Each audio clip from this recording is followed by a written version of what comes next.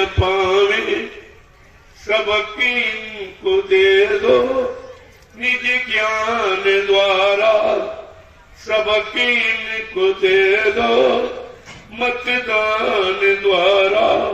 बसेरा कभी फिर ये लेने न पावे, उठो भूमि जो तक पकड़ ध्वजी कुकर्मी, सड़क छाप नेता ये रहने न पावे, सबके इनको दे दो मतदान द्वारा।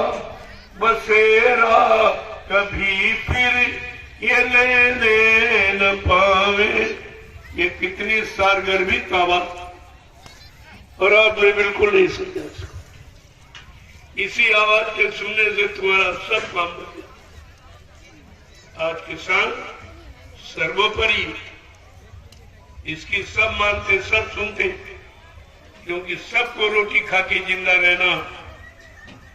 रोटी कोई अगर रोटी ये अन्न देना बंद कर दे, ये अंगले बंगले, ये आरिया गाड़ियां सब खत्म हो जाए, कुछ नहीं बचेगा। लेकिन तुम्हारा संगठन नहीं है, इसीलिए जानबूझकर इन लोगों ने तुम्हारा संगठन बनाया नहीं। कि 90% काश्तकार हिंदुस्तान, इनकी संख्या बहुत बड़ी।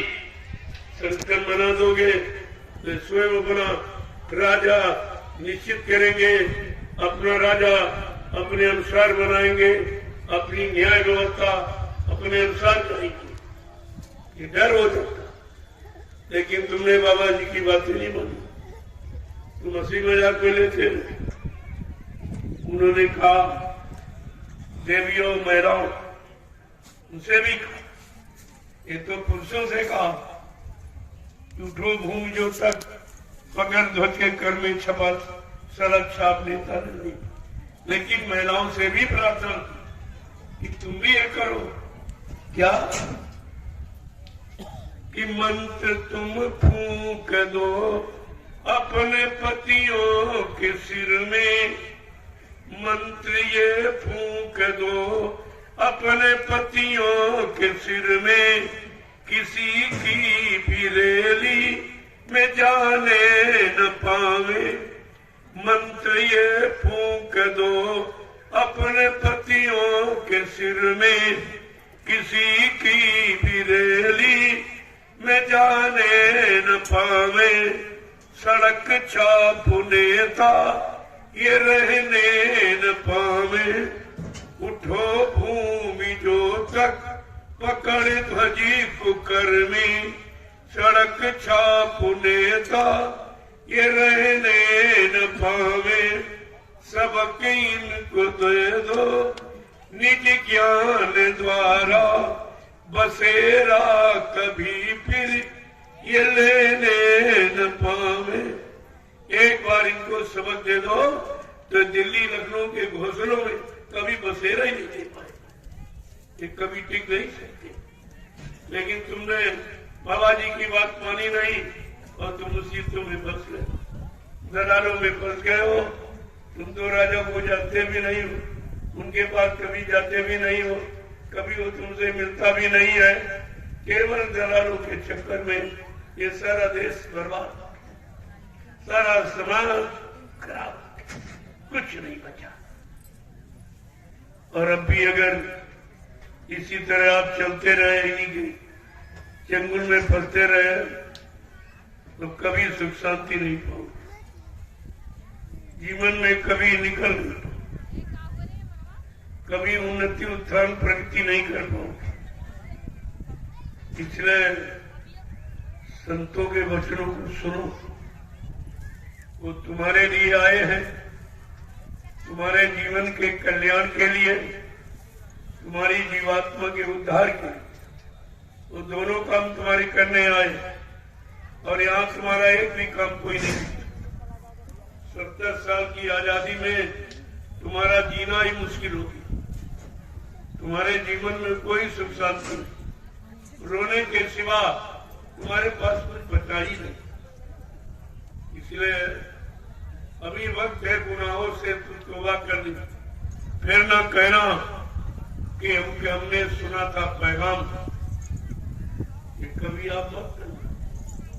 राजनीति व्यवस्था दो शब्दों से बनी, राष्ट्र और नीति। राष्ट्र का संबंध राजा से और नीति का संबंध गुरु से।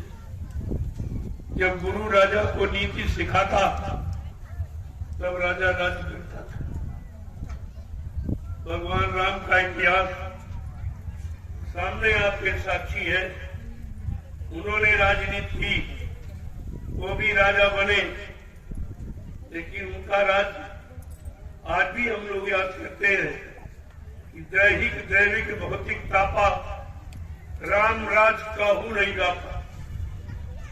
भगवान राम के राज्य में किसी तरह का कोई दुख था ही नहीं। आज नेताओं के राज में किसी तरह का कोई सुख नहीं, एकदम उल्टा हो गया। भगवान की मर्यादा खत्म, उनकी राजनीति समाप्त। आपको इस पर विचार करना चाहिए।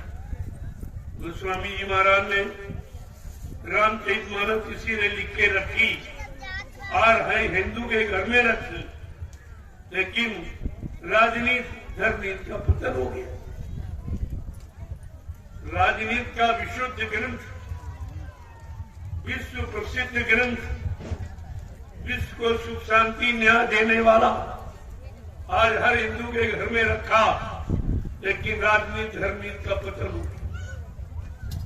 सती अनुसुईया की कहानियां सबको सुनाई जा रही और नारी का पतन हो गया। राम भरत मिलाप सबको सुनाए समझा रहे, परिवार समाजों से भाईचारा चला गया। फिर ये मतलब क्या निकला इस ग्रंथ का? क्या मतलब निकला और क्या अर्थ आपने निकाल पाए? तुम्हारी पढ़ाई लिखाई, तुम्हारी शिक्षा, ब्राह्मणों का ब्राह्मणत्व, ये कब काम आएगा?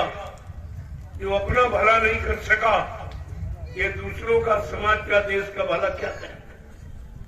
तुम अपना काम नहीं कर पाए, अपनी बुद्धि को नहीं जगा पाए, अपनी बुद्धि से सत्य का निर्णय नहीं ले पाए, तो तुम दूसरों को निर्णय देना या निर्णय सिखाना कैसे?